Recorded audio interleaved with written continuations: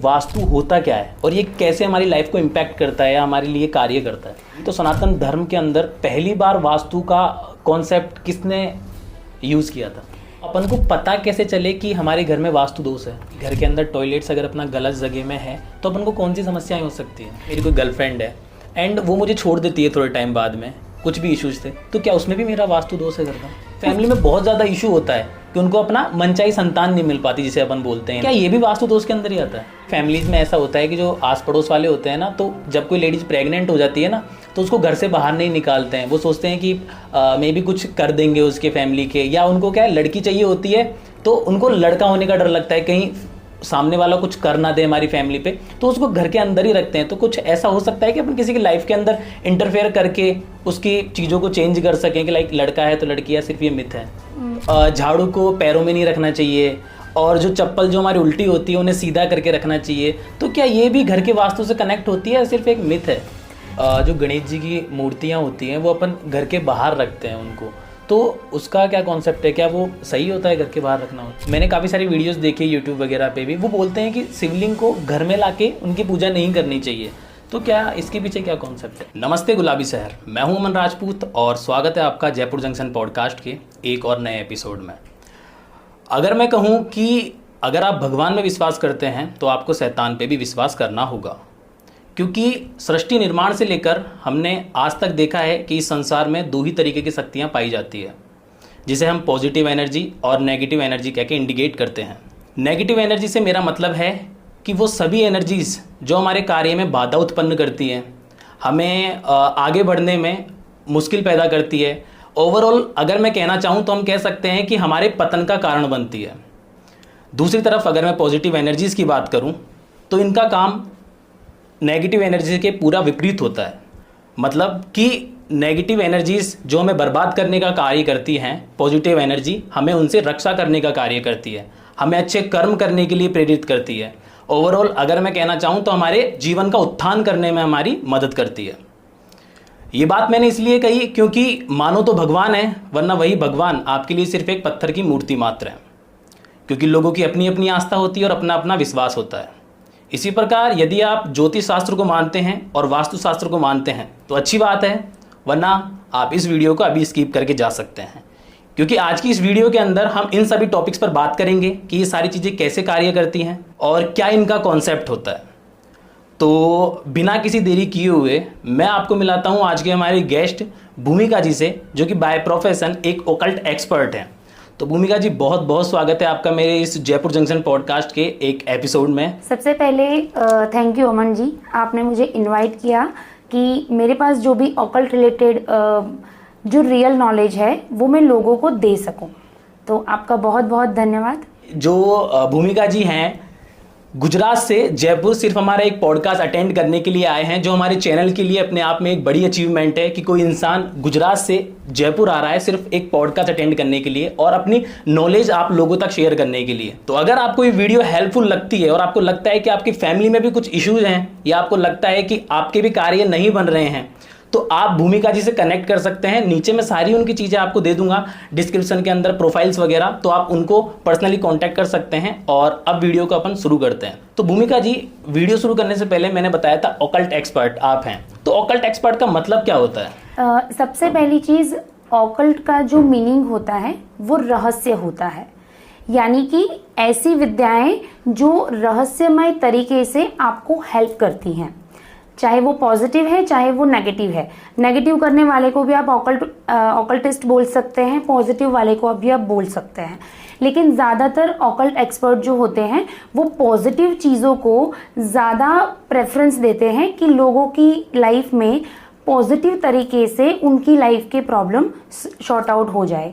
तो basically occult में बहुत सारी विद्याएं उसमें पाई जाती हैं, क्योंकि जब भगवान ने ये सारी चीज़ें बनाई तो कभी भी उन्होंने एक ही चीज़ में सारे सॉल्यूशंस नहीं दिए हैं, उनको टुकड़ों में उन्होंने बांटा है। जैसे कि कुछ लाइफ के आपके जो प्रॉब्लम्स है उसके सॉल्यूशंस या आंसर आपको टैरो से मिलेंगे, कुछ चीज़ों के आंसर आपको वास्तु से मिलेंगे, कुछ आपको कुंडली से मिलेंगे, कुछ आपको क्रिस्टल से मिलेंगे, फेस रीडिंग है, पाम हिस्ट्री है, हीलिंग मोडालिटी है। तो ये जितने भी हमारी मॉडलिटीज़ हैं, इन सारों को आप ऑकल्ट बोल सकते हो। तो जो भी ये सारे विद्याओं का जानकार होगा उसको आप ऑकल्ट एक्सपर्ट बोल सकते हैं। ओके तो बेसिकली वीडियो में अपन आगे जाने से पहले और डीप जाने से पहले मैं ये जानना चाहूँगा कि वास्तु होता क्या है और ये कैसे हमारी लाइफ को इम्पैक्ट करता है या हमारे लिए कार्य करता है। बिल्कुल, वास्तु जो होता है, सबसे पहले अगर हम उसकी संधि को सेपरेट करें तो वास्तु मतलब एक ऐसा भवन जहाँ पे आप रहते हैं। तो सबसे पहले ये जानना बहुत ज़रूरी है, क्योंकि मैं अपने सनातन धर्म को, अपने जो भी शास्त्रास और वेदास रहे हैं उसके ऊपर काफ़ी मेरी अच्छी सी रीडिंग भी है, और उसमें से जो भी चीज़ें होती हैं वो मैं एज अ स्टोरी के रूप में पहले समझती हूँ, फिर अपनी लाइफ में वो कहीं ना कहीं सेट होती है कि नहीं, वो मैं उस पे ऊपर थोड़ा सा ध्यान केंद्रित करती हूँ। तो सबसे पहली चीज़ कि वास्तु का एग्जैक्ट मतलब क्या है, वास्तु कैसे अस्तित्व में आया। तो वास्तु एक पुरुष है, मतलब हमारे सतयुग में जब भगवान शिव जी हुआ करते थे, वो भगवान ही है बट उनका भी एक युग था। तो ये जो वास्तु है वो कहीं ना कहीं भगवान शिव से ही उत्पन्न हुई एक एनर्जी है। तो वास्तु पुरुष जब धरती पे प्रकट हुआ तो वो डे बाय डे बहुत एक विशालकाय पुरुष बनता गया, और उसकी भूख इतनी बढ़ती गई कि वो हर चीज़ों को खाने लगा। तब सारे लोग डर गए, देवता भी डर गए, तो वो सॉल्यूशंस के लिए ब्रह्मा जी के पास गए। और उस टाइम पे वास्तु पुरुष को कंट्रोल में लाने के लिए हमारे कुछ देवता और कुछ राक्षसों ने मिलके उसको पकड़ा और ऐसे ज़मीन पे उल्टा लेटा दिया। तो जहाँ से वास्तु पुरुष को देवताओं ने पकड़ा है, जहाँ से दानवों ने पकड़ा है, तो ये दोनों का कॉम्बिनेशन हो गया। तो जब आप कोई भी घर लेते हैं तो कुछ कोने होते हैं जो नेगेटिव एनर्जी प्रोड्यूस करते हैं, यानी कि वो एरिया में, मतलब आपके घर के उस जोन में नेगेटिव, यानी कि राक्षस ने जो पकड़ा था वहां से वो एनर्जी प्रोड्यूस होंगी। और जहां से देवताओं ने पकड़ा है वो पॉजिटिव एनर्जी है, तो वहां से आपको लाइफ में पॉजिटिविटी मिलेगी। फिर ब्रह्मा जी ने उनको वरदान दिया कि जब भी कोई इंसान अपने भवन का निर्माण करेगा तो वहां पे वास्तु पूजा करी जाएगी, और वहीं से तुम अपने आप को बैलेंस या जो भी उसकी भूख है वो मिटेगी। सबसे पहले इसी वजह से वास्तु पूजा का हमारे हिंदू में अस्तित्व है। अगर हम अभी की जनरेशन में, कलयुग में अगर हम बात करते हैं तो वास्तु पूजा तो करते ही हैं, लेकिन फिर भी कुछ चीज़ों में हम प्रॉब्लम फेस करते हैं।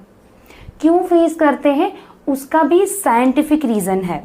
साइंटिफिक रीज़न कैसे, मैं आपको अगर बताऊं तो पहले के ज़माने में क्या होता था कि हमारे जो घर या जो भवन थे वहाँ पे जो टॉयलेट की एक्टिविटी है वो हम आउटसाइड ऑफ द हाउस करते थे किसी एक कोने में, लेकिन अभी फ्लैट सिस्टम आ गया है, तो वो जो नेगेटिव एक्टिविटी हम कर रहे हैं वो कहाँ पे आ गई, घर में आ गई। तो आपके घर में जहाँ पर भी टॉयलेट होगा, टॉयलेट का काम क्या है, फ्लश करना। अगर टॉयलेट में हम सोने की अंगूठी या ऐसा कुछ गिर जाता है तो वो फ्लश ही हो जाता है। तो अगर आपके घर में टॉयलेट है वो जिस भी डायरेक्शन में है, उसका मतलब वो जोन से आपको जो अच्छी वाली एनर्जी मिल रही है या उस जोन से आपको जो बेनिफिट मिलना है वो क्या हो जाएगा, फ्लश हो जाएगा। सेम उसी तरह हमारे शास्त्रों में बताया है कि हमारा जो किचन है वो साउथ ईस्ट में होना चाहिए, लेकिन अभी फ्लैट सिस्टम है तो कहीं पर भी हम किचन बना देते हैं। तो जैसे मैंने टॉयलेट का समझाया, उसी तरह जिस डायरेक्शन में आपका किचन होगा उस डायरेक्शन की जो भी एट्रीब्यूट है पॉजिटिव वो जल जाएंगे। तो हमारी घर में जो वास्तु है उसको बैलेंस करना बहुत ज़रूरी है। बैलेंसिंग में क्या होता है, सबसे पहले टॉयलेट के ट्रीटमेंट्स होते हैं, किचन के ट्रीटमेंट्स होते हैं, आपके घर के पर्दे, आपके घर के कलर कॉम्बिनेशन। अगर इतना भी आप बैलेंस कर लेते हैं किसी वास्तु एक्सपर्ट की एडवाइस से, तो आपकी लाइफ बहुत हद तक सिंपल हो जाएगी। मतलब जो स्ट्रगलिंग है ना कहीं वो कम हो जाएंगी। ओके तो बेसिकली आपने वास्तु को सनातन धर्म से और हमारे शास्त्रों से जोड़ा है। तो अगर मैं बात करूं सनातन धर्म की, तो सनातन धर्म के अंदर पहली बार वास्तु का कॉन्सेप्ट किसने यूज़ किया था? सबसे पहले हमारे जो सनातन धर्म में वास्तु के जो देवता है वो विश्वकर्मा को माना गया है, और दानव भी तो उस टाइम पे एग्जिस्ट करते थे। तो उनके अगर वास्तु एक्सपर्ट हम बात करें तो वो मयासुर है। अभी मयासुर कौन है? तो मयासुर रावण के फादर इन लॉ थे, यानी कि ससुर थे। तो आप सोचो कि वहाँ से अगर वास्तु चलता आ रहा है तो कलयुग में हम वास्तु को कैसे डिनाई कर सकते हैं। एक और स्टोरी मैं आपको बहुत इंटरेस्टिंग बताना चाहूँगी, जो आज तक शायद किसी ने नहीं बताई है, कि वास्तु अगर आप बैलेंस नहीं करते या फिर आपके घर में वास्तु इम्बैलेंस हो जाता है तो क्या होता है। तो सबसे पहली चीज़ सबको पता है कि रावण के पास लंका थी। वो लंका कहाँ से आई थी? एक बार पार्वती जी ने भगवान शिव से कहा कि मुझे भवन चाहिए, तो विश्वकर्मा जी ने वास्तु के अकॉर्डिंग एक भवन का निर्माण किया। उसमें पूजा के लिए रावण को बुलाया गया, क्योंकि रावण बहुत बड़ा ब्राह्मण और विद्वान भी थे। तो उनके दिमाग में ऐसा आया कि मैं दान में ये लंका ही मांग लूँ तो रावण ने दान में लंका को ही मांग लिया। उसके बाद वो वास्तु ऑस्पिशियस था। उसके बाद हम सबको पता है कि रावण धीरे धीरे ब्राह्मण प्रवृत्ति छोड़ के कुछ ऐसे उसकी लाइफ में इंसिडेंट्स बने, या वो अहंकारी हो गया, उसके चलते वो राक्षसी प्रवृत्ति में ज़्यादा इन्वॉल्व हो गया। तो उसके बाद रावण का देखो पतन कब शुरू हुआ, अगर मैं गौर करूँ तो रावण इतना पावरफुल था कि उसको हराना नामुमकिन था। यहाँ तक कि उसने 9 ग्रहों को भी कंट्रोल कर लिया था। तो जब रावण का पतन होना था तब वही सृष्टि का विधान था कि हनुमान जी जाएंगे सीता जी को ढूंढते ढूंढते, और वहाँ पे फिर हनुमान जी की पूंछ में आग लगाएगी, और वही आग से हनुमान जी ने पूरी लंका को जला दिया। लेकिन हमारे यहाँ पे ये उल्लेख नहीं है कि भगवान हनुमान ने क्यों लंका जलाने का सोचा। तो भगवान हनुमान को अष्ट सिद्धि और नवनिधि के दाता कहे गए हैं, और भी बहुत सारे भगवान के उनको वरदान है। तो उनके पास बाय वरदानी शक्ति से ये सारा नॉलेज था। तो उन्होंने देखा कि रावण को हराना बहुत मुश्किल है। तो उनको पता चला कि इसका वास्तु बहुत ही बैलेंस है। तो वो वास्तु बिगाड़ने के लिए उन्होंने पूंछ में आग लगाई, तो उसी आग से लंका को तहस नहस किया, और उसके बाद ही रावण का पतन शुरू हुआ। जो ये कहानी बहुत कम फेमस है, जो हमने हमारे गुरुओं से सीखी है। तो मेरा बहुत ब्लाइंड फेथ है वास्तु पे कि अगर आपकी लाइफ में कुछ भी प्रॉब्लम है, तो मैं ऐसा नहीं बोल रही हूँ कि कर्म का कोई फल नहीं होता, कर्म का फल ज़रूर होता है, लेकिन हम उस भगवान के ही बच्चे हैं। इसीलिए भगवान ने ये सारी विद्याएं बनाई हैं कि अगर मेरे बच्चों को तकलीफ पड़ती है तो वो किसी न किसी मॉडलिटी का सहारा लेके, हेल्प लेके अपनी लाइफ को थोड़ा सा बैलेंस और सफरिंग को कम कर सके। आपने बताया कि घर के अंदर जो वास्तु होता है उससे अपन को काफ़ी सारी प्रॉब्लम्स होती हैं, तो अपन को पता कैसे चले कि हमारे घर में वास्तु दोष है? वास्तु दोष कैसे पता चले? मैंने आपको एग्जाम्पल दिया कि टॉयलेट हो गया, मतलब एक वास्तु दोष कन्फर्म है। किचन भी सबकी राइट डायरेक्शन में नहीं होती, तो दूसरा वास्तु दोष भी कन्फर्म है। फिर क्या होता है, हम घर में जाते हैं तो आजकल इंटीरियर के चक्कर में हम कलर कॉम्बिनेशन गलत सिलेक्ट करते हैं, यानी कि हम खुद ही वास्तु दोष को क्रिएट करते हैं। तो 3 वास्तु दोष को तो आपको वहीं पे पता चल जाएगा कि ये रॉन्ग डायरेक्शन है। अब ये रॉन्ग डायरेक्शन कैसे है, उसके लिए you need to contact vastu expert. और हमारे घर की जो एंट्री होती है वो भी बहुत कम लोगों को सही एंट्री मिलती है, क्योंकि मैंने आपको बताया ना, कुछ देवताओं ने पकड़ा वास्तु पुरुष को और कुछ दानवों ने पकड़ा। अगर आपकी दानव की एंट्री खुल गई तो उस दिशा से रिलेटेड आपको प्रॉब्लम्स आएंगे ही आएंगे, चाहे आप कितना मर्जी पूजा पाठ कर लो, कितना मर्जी आप भजन कर लो। हाँ, सफरिंग कम होगी, लेकिन लाइफ स्मूथ होने में आपको टाइम लगेगा। आपने बताया कि घर के अंदर टॉयलेट्स अगर अपना गलत जगह में है तो अपन को कौन सी समस्याएं हो सकती हैं? फॉर एन एग्जाम्पल, अगर कोई बंदा आप अपनी लाइफ में जॉब रिलेटेड प्रॉब्लम फेस कर रहा है, उसको अपॉर्चुनिटीज़ नहीं आ रही है, कोई बिजनेस मैन है, उसके सेल्स में प्रॉब्लम आ रही है, मनी फ्लो में प्रॉब्लम आ रही है, तो अगर उसके नॉर्थ डायरेक्शन में, वैसे बहुत सारी दिशाएं इसमें कंबाइन और इंक्लूडेड होती हैं, बट ये मैं सिर्फ एक एग्जांपल ले रही हूँ। तो अगर आपके नॉर्थ में येलो कलर है, अगर रेड है, अगर पिंक है, या फिर वहाँ पे आपका टॉयलेट या किचन है, तो आप कितना भी कर लोगे, आप अपनी ग्रोथ में प्रॉब्लम फेस करोगे ही करोगे। और इसमें ऊपर से तड़का लगाती हैं आपकी की कुंडली की दशाएं। तो यहाँ पे आपको 2-3 मॉडलिटी का हेल्प या सहारा लेना पड़ेगा। तो जब आप वास्तु एक्सपर्ट को बुलाते हैं तो वो उस जोन को ट्रीट करते हैं। कैसे? मान लीजिए येलो कलर है तो वो आपको हटाने को बोलेंगे, अगर कर्टन है तो उस दिशा के कलर के आपको कर्टन लगाने को प्रेफर करेंगे। अगर टॉयलेट है तो अभी जो एडवांस वास्तु है उसमें हम लोग मेटल स्ट्रिप्स का यूज़ करते हैं, तो वो टॉयलेट के आसपास वो स्ट्रिप्स का इंस्टॉलेशन होता है। अगर आपका वहाँ पे किचन है तो आपके प्लेटफॉर्म का जो ग्रेनाइट या जो भी स्टोन होते हैं उसके नीचे आपको कुछ कलर के स्टोन रखवाते हैं। तो इस तरह से आपकी लाइफ में जो भी प्रॉब्लम होती है वो कहीं ना कहीं आपके घर के किसी दिशा या जोन से आती ही है। आपने बताया कि अगर टॉयलेट गलत जगह में तो आई थिंक अपन को फाइनेंस इशू ज़्यादा होगी। एग्जैक्टली वैसे ही रिलेशनशिप इश्यूज भी होते हैं, हेल्थ इश्यूज भी होते हैं। मतलब अगर आप किसी भी इंसान की लाइफ में अगर प्रॉब्लम है और अगर आप उस घर में जाओगे तो उस दिशा में आप वास्तु दोष पाओगे ही पाओगे। अच्छा, अगर मानते हैं जैसे मेरी कोई गर्लफ्रेंड है एंड वो मुझे छोड़ देती है थोड़े टाइम बाद में, कुछ भी इश्यूज थे, तो क्या उसमें भी मेरा वास्तु दोष है घर का? उसमें 2 चीज़ें मैटर करती हैं, एक आपका कुंडली और दूसरा वास्तु दोष। जैसे कि आप बता रहे हैं कि आपकी गर्लफ्रेंड है वो छोड़ के चली गई है, या किसी घर में हस्बैंड वाइफ के बीच में प्रॉब्लम्स हो रही हैं, तो उनके घर में साउथ वेस्ट में यानी कि दक्षिण पश्चिम दिशा में वास्तु दोष होगा ही होगा।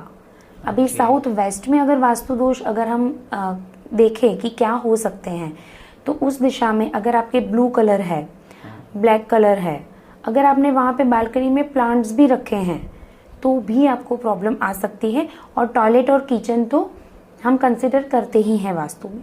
तो ये 5 चीज़ें हैं जो आपके रिलेशनशिप में प्रॉब्लम्स क्रिएट करती हैं। ओके, आपने बताया कि रिलेशनशिप इशू भी वास्तु दोष से हो सकते हैं। बिल्कुल। और कुंडली का भी इसके अंदर कॉन्सेप्ट है। बिल्कुल। तो क्योंकि ये जो वास्तु है वो सिर्फ सिंगल नहीं चलता, इसमें एस्ट्रो वास्तु भी आता है जो हर कुंडली के हिसाब से डिफरेंट होता है, क्योंकि हर इंसान की दशाएं भी अलग होती है। तो जब भी कोई वास्तु कंसल्ट हमसे करवाता है तो हम दोनों तरह से देखने के बाद उनको एडवाइस करते हैं कि वास्तु दोष का ये सॉल्यूशंस है और आपकी कुंडली के अकॉर्डिंग आपको ये चीज़ें फॉलो करनी है। चाहे उसको कर्मा रेक्टिफिकेशन बोल लो, आप एनर्जी अलाइनमेंट बोल लो, वही। अच्छा, बेसिकली मैं राजस्थान से हूँ और राजस्थान के अंदर फैमिलीज़ में होता ये है कि अगर किसी को लड़का नहीं हो रहा है तो उनको लड़की चाहिए होती है, और लड़की चाहिए होती है तो उनको लड़के ही लड़के होते हैं। तो फैमिली में बहुत ज़्यादा इशू होता है कि उनको अपना मनचाही संतान नहीं मिल पाती, जिसे अपन बोलते हैं हिंदी लैंग्वेज में अगर मैं बोलूँ तो क्या ये भी वास्तु दोष के अंदर ही आता है? नहीं, मैं इसको वास्तु दोष में कंसिडर नहीं करती हूँ। हालांकि कुछ एंट्रेंस ऐसी होती है जो एंट्रेंस खुलने से उस दिशा मतलब उस फैमिली में गर्ल चाइल्ड ज़्यादा होती हैं। बट मैं अगेन जो लड़का लड़की वाला जो कॉन्सेप्ट है उसमें मैं ना कभी एडवाइस करती हूँ और ना कभी मैं उस चीज़ को बढ़ावा देती हूँ। तो इस चीज़ पे मैं बिल्कुल न्यूट्रल रहूँगी। मैं आपको नहीं बताऊँगी कि मैं कैसे लड़का होता है कैसे लड़की होता है। बट वैसे अगर हम देखने जाए तो आपकी जो संतान है वो प्री डिसाइडेड है। आप कितना भी कर लोगे, जिसका आपके साथ लेन देन है उसको आना तय है, उसको कोई रोक नहीं सकता। फैमिलीज में ऐसा होता है कि जो आस पड़ोस वाले होते हैं ना, तो जब कोई लेडीज प्रेग्नेंट हो जाती है ना तो उसको घर से बाहर नहीं निकालते हैं। वो सोचते हैं कि मे बी कुछ कर देंगे उसके फैमिली के, या उनको क्या है लड़की चाहिए होती है तो उनको लड़का होने का डर लगता है, कहीं सामने वाला कुछ कर ना दे हमारी फैमिली पे, तो उसको घर के अंदर ही रखते हैं। तो कुछ ऐसा हो सकता है कि अपन किसी की लाइफ के अंदर इंटरफेयर करके उसकी चीज़ों को चेंज कर सकें कि लाइक लड़का है तो लड़की, या सिर्फ ये मिथ है? मार्केट में बहुत सारे लोग इसको डिस्कशन वाला टॉपिक बनाते हैं, लेकिन जो अगर साइंटिफिकली हम देखें तो जब औरत प्रेग्नेंट होती है तो 3rd या 4th मंथ में ही उसका योनि डिसाइड हो जाता है, मतलब वो लड़का होगा या लड़की। तो आप मुझे ये बताओ वो कैसे चेंज हो सकता है? अगर बायोलॉजिकली अगर 3rd या 4th मंथ में ही उसकी जेंडर डिसाइड हो गई है तो कोई उसको बदल नहीं सकता। तो मेरे सनातन धर्म पे इतना स्ट्रॉन्ग फेथ है कि जो लोग कैसे डिस्कस करते हैं, कैसे इसको करते हैं, मुझे नहीं पता, बट मैं ये चीज़ को नहीं मानती। तो ये मेरा पर्सनली मेरे परसेप्शंस है कि मैं इस चीज़ को नहीं मानती। ओके। मैं वही चीज़ को मानूंगी जो मेरे शास्त्रास कहते हैं, मैं वही चीज़ों को मानूंगी जो पॉजिटिविटी देते हैं। हालांकि नेगेटिविटी भी एग्जिस्ट करती हैं, लेकिन हम अगर खुद को पूजा पाठ में इन्वॉल्व करके, वास्तु आपके स्ट्रॉन्ग करके, अगर हमारे घर में कथाएं चलती हैं, जैसे घर सभा होती है, मतलब घर के सारे मेंबर बैठ के स्पिरिचुअल डिस्कशन करते हैं, कर्मा अच्छे हैं, तो आपकी ऑरा ही इतनी स्ट्रॉन्ग बन जाती है कि अगर कोई इंसान आपका नेगेटिव करने का सोचता है ना, तो या तो वो नेगेटिविटी आपको लगती नहीं है, या तो वो आप तक पहुंचती ही नहीं है। अच्छा, बेसिकली जो ये वास्तु होता है, तो क्या इससे अपन अपने कर्म भोगने की जो पीरियड्स है उसको कम कर सकते हैं? बिल्कुल कर सकते हैं, क्योंकि मैंने आपको पहले ही बताया कि अगर इस धरती पर हमको भगवान ने भेजा है, दैट मीन्स हम उस भगवान के ही बच्चे हैं। अगर कोई पेरेंट्स ऐसा चाहेगा कि मेरा बच्चा दुखी हो, नहीं चाहेगा ना। तो वैसे ही भगवान ने ये चीज़ें इसीलिए बनाई है कि मेरा ये बच्चे चाहे कैसे भी हैं, लेकिन मैं उसको सफरिंग में नहीं देख सकता। तो जब आपके कर्म अच्छे होते हैं तो आपके कांटेक्ट में नॉलेजेबल वास्तुशास्त्री आते हैं, जो आपको बिल्कुल सटीक और प्रॉपर गाइडेंस मिलती है। बिकॉज वास्तुशास्त्र में भी बहुत सारी ब्रांचेस हैं। जैसे मैं एडवांस वास्तु करती हूँ, वैदिक वास्तु भी होता है, पायरा वास्तु भी होता है, लेकिन इसमें से कौन इंसान परफेक्ट है ये चूज आपको ही करना है, और वो आपके कर्मा ही करेंगे। अगर आपके कर्मा अच्छे हैं तो आपको अच्छा वास्तुशास्त्री मिलेगा, लेकिन अगर आपके कर्मा अच्छे नहीं हैं तो आपको रॉन्ग वास्तुशास्त्री मिलेगा। मतलब कोई भी चीज़ आप उठा के ले लो, घूम फिर के बात तो कर्मा पर ही आके अटकेगी। ओके। बेसिकली वास्तु से अपन अपनी किस्मत को बदल सकते हैं? नहीं, आप सफरिंग कम कर सकते हो, डेस्टिनी आप नहीं बदल सकते। वो फिक्स होती है? वो फिक्स होती है। वास्तु से हम हमारी सफरिंग कम कर सकते हैं, लेकिन कर्मा से आप डेस्टिनी थोड़ी बहुत बदल सकते हो। आप 100% डेस्टिनी नहीं बदल सकते, क्योंकि जो कर्मा का कॉन्सेप्ट है वो कैसा है कि हमने पिछले जन्म में जो किया है या पिछले बहुत सारे बर्थ में जो किया है, उसका सा थोड़ा सा पोर्शन हमको अलॉट किया जाता है, और कुछ पोर्शन होते हैं जो हमारे क्रियामण कर्म, यानी कि हम प्रेजेंस लाइफ में जो करते हैं उसके ऊपर भी हमारी लाइफ डिपेंड करती है। भूमिका जी, बेसिकली घर के वास्तु की बात चल रही है, तो हम थोड़ी थोड़ी चीज़ें जो आजकल इंडियन फैमिली में काफ़ी ज़्यादा चलती है, उन टॉपिक्स पर भी थोड़ा सा बात करते हैं हम। बिल्कुल। बेसिकली जैसे हमारी घर की जो मम्मीज़ होती हैं वो बोलती हैं कि झाड़ू को पैरों में नहीं रखना चाहिए, और जो चप्पल जो हमारी उल्टी होती है उन्हें सीधा करके रखना चाहिए। तो क्या ये भी घर के वास्तु से कनेक्ट होती है या सिर्फ एक मिथ है? ये जो आपने बताया कि झाड़ू को पैर नहीं लगाना चाहिए, चप्पल उल्टी नहीं रखनी चाहिए, तो ये सारी चीज़ें क्यों आई? अगर आपको मैं लॉजिक बताऊं मेरा, तो कहीं ना कहीं वो चीज़ें हमें ये बताती है कि हमें डिसिप्लिन में रहना है। डिसिप्लिन सीखना है। क्या कर्मा का फल झाड़ू वहाँ पे रखोगे या झाड़ू के ऊपर पैर रखोगे या चप्पल उल्टी हो गई तो मतलब आपके कर्म खराब हो गए? मतलब पिछले जन्म में आपने कुछ अच्छा बोया है या कुछ अच्छे कर्म किए हैं, तो क्या वो चप्पल उल्टी हो जाने से आपको वो कर्म का फल मिल जाएगा?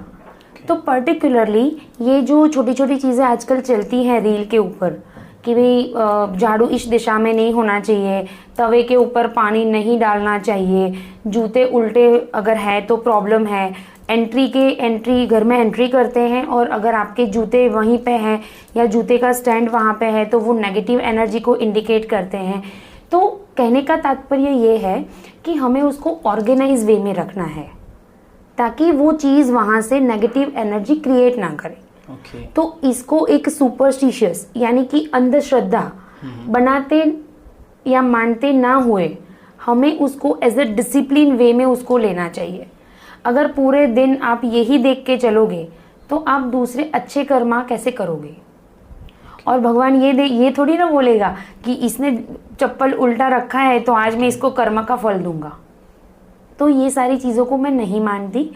तो जब भी आप किसी से एडवाइस लेते हैं ना, तो आप जिनसे एडवाइस लेते हैं उसके खुद की बिलीफ सिस्टम क्या है, क्या वो अभी के ज़माने के अकॉर्डिंग तालमेल करके चलता है कि नहीं चलता है, वो भी एक चीज़ देखने की ज़रूरत है। हर चीज़ को ब्लाइंडली फॉलो करना मैं नहीं मानती।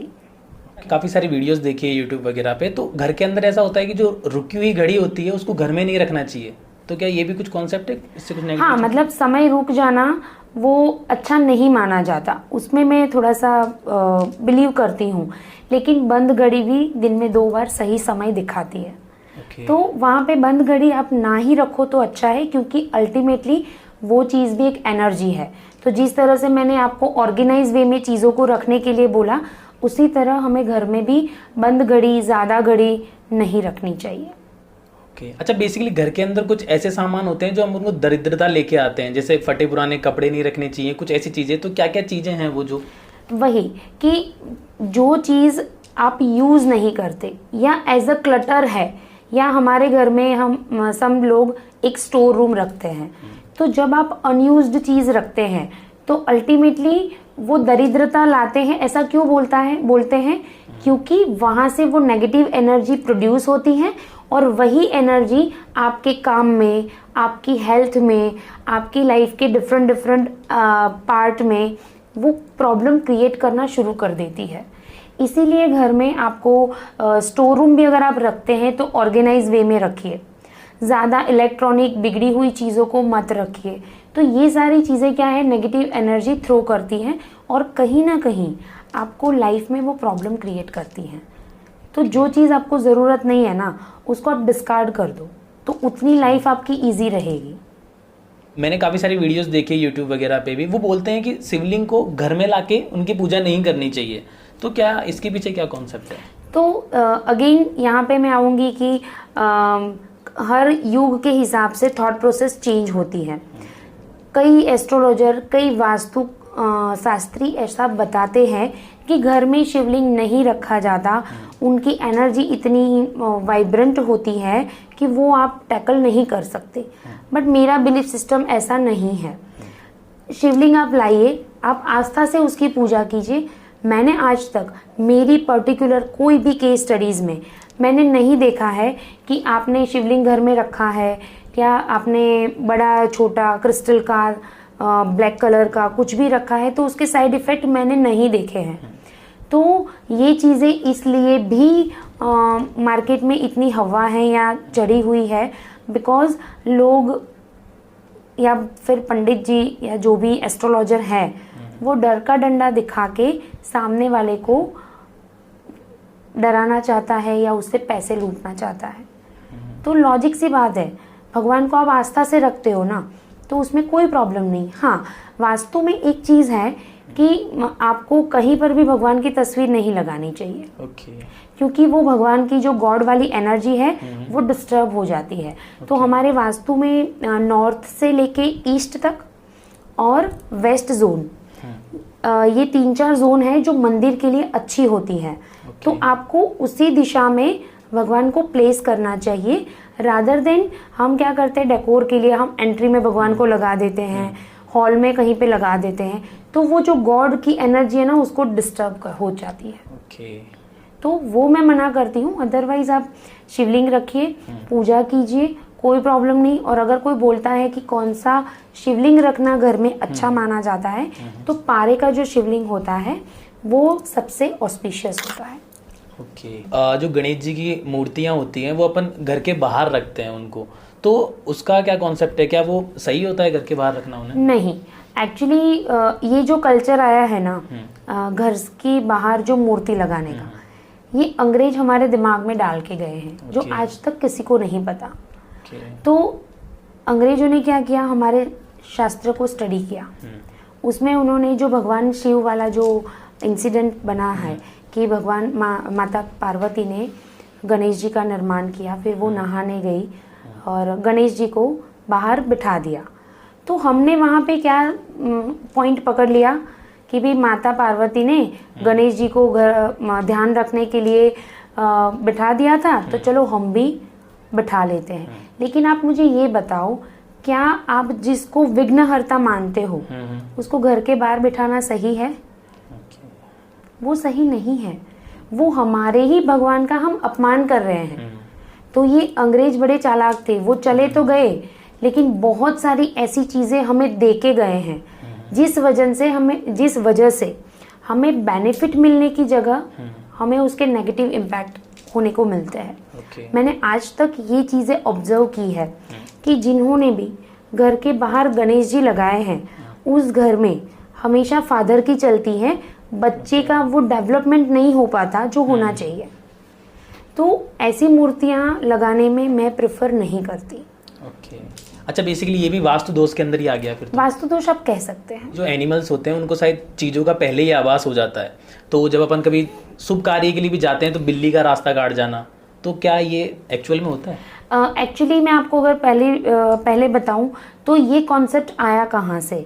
तो पहले के ज़माने में क्या लाइट नहीं होती थी, तो उस टाइम पे लोगों को ये बिलीफ था कि अगर बिल्ली जाती है तो आप मत जाओ, उसको अशुभ माना जाता था। लेकिन ये जितनी भी चीज़ें हैं, कई लोगों का बिलीफ सिस्टम होता है, कई लोगों का नहीं होता है। लेकिन एक चीज़ है कि एनिमल का जो सेंसेस होते हैं, नेगेटिव एनर्जी को सेंस करने के, वो ज़्यादा होते हैं। लेकिन वो बिल्ली जो रास्ता काटती है, वो वाले चीज़ को मैं थोड़ा सा नहीं मानती। हाँ, मैंने बताया था ना, मानो तो भगवान है वरना वही भगवान आपके लिए। क्या पता ऊपर वाला उसी रूप में आपको संकेत दे रहा हो और अपन नहीं समझ पाए, इसीलिए और अपन अपने एटीट्यूड में कि नहीं चलते हैं अपन तो। मतलब वो हर इंसान के पास है ना अमन, एक इंट्यूशन पावर होती है, तो आपको वो पता चल जाते हैं सेंसेस कि यार ये बिल्ली गई, थोड़ा हम रुक के चलते हैं। तो अगर आप इसको मानते हैं तो बुरा नहीं है, बट कहने का तात्पर्य ये है कि कुछ पुरानी चीज़ें आज भी एग्जिस्ट करती हैं और उसमें बिलीफ सिस्टम भी होना चाहिए, लेकिन हर चीज़ नहीं। जैसे हमने तवे का बताया, हमने जूते का बताया, तो हर चीज़ को ब्लाइंडली फॉलो नहीं करना है। हाँ, अपन बोल सकते हैं जैसे अपन जा रहे हैं तो अगर अपन को कोई अर्जेंट काम है, लाइक किसी का एक्सीडेंट्स वगैरह हो गया, तो अपन उस चीज़ में माइंड नहीं करते हैं फिर। लेकिन अपन जब शुभ कार्य में जा रहे हैं, मतलब अपनी लाइफ के लिए इंपॉर्टेंट है, तो अपन उस चीज़ को फोकस करेंगे कि नहीं यार इसको छोड़ के टर्न लेके दूसरा रास्ता ले लेते हैं। बिल्कुल सही। गलत तो होगा नहीं, लेकिन गलत होना भी होगा तो शायद बच जाएंगे उस चीज़ से। बिल्कुल सही। अगर किसी का एक्सीडेंट हुआ है और बिल्ली ने रास्ता काटा, तो क्या आप रुक जाओगे? तो ये चीज़ें आपको थोड़ी सी अपने ऊपर भी और अपने प्रैक्टिकल स्टडीज़ में, देन प्रैक्टिकल लाइफ में भी आपको इसको थोड़ा सा लेना पड़ेगा according to our belief system. जो घर के बाहर कुत्ते भौंकते हैं, नाइट में जो भौंकते हैं, तो उनको लगता है कि आसपास या तो कोई या तो मरने वाला है अपने घर के अंदर, या उन्हें भूत वगैरह दिख रहे हैं, तो क्या ये होता है रियल में? एक्चुअल में अगर मैं कुत्ते भौंकने की बात करूं, वो भी रात को, तो बेसिकली मैंने बताया कि कुत्ते बिल्लियों को और चूहों को ज़्यादा सेंसेस उनके एक्टिव होते हैं अगर उनके आसपास नेगेटिव एक्टिविटी होती है तो कुत्ते का भौंकना 2-3 रीज़न हो सकता है। क्योंकि हमारे जो शास्त्रों में, या फिर मैंने जितनी पढ़ाई की है, मैंने जितने अपने गुरुओं से सीखा है कि जो नेगेटिव स्पिरिट या नेगेटिव वर्ल्ड का जो टाइम है वो 12 से 3 का होता है। तो पर्टिकुलरली कुत्ते तब भौंकते हैं, लेकिन ज़रूरी नहीं है कि हर टाइम आपको वो कुत्ते स्पिरिट की वजह से ही भौंकते हो। कभी कभी चोर आते हैं तो उनकी ऑरा भी नेगेटिव होती है, क्योंकि उनके इंटेंशन सही नहीं है ना। और इंटेंशन कहाँ आते हैं? हमारी ऑरा में आते हैं। तो वो चोर की वजह से भी भौंकते हैं। फिर जैसे हमारे यहाँ वो झाड़ू लगाने वाले आते हैं, तो उनकी भी ऑरा पॉजिटिव नहीं होती, तो तभी भी कुत्ते भौंकते हैं। तो कुत्ते भौंकने का रीज़न सिर्फ आप वो कोई मरने वाला है या भूत देख लिया, ऐसा नहीं होता। मतलब जहाँ पे वो नेगेटिव एनर्जी सेंस करेगा वहीं पे वो भौंकेगा। और कभी कभी अनजाने में भी भौंकता है। जैसे हमारे घर में कोई गेस्ट आता है, वो नहीं जानता, वो बरसों से हमारे घर में आता है, तो वो भौंकता है मतलब भूत आ गया घर में, नहीं, वो अनजाने में भी भौंक सकता है। ओके। तो ये सारी चीज़ों को थोड़ा सा समझ के हमें इसको लेना चाहिए, rather than to believe a superstitious thing.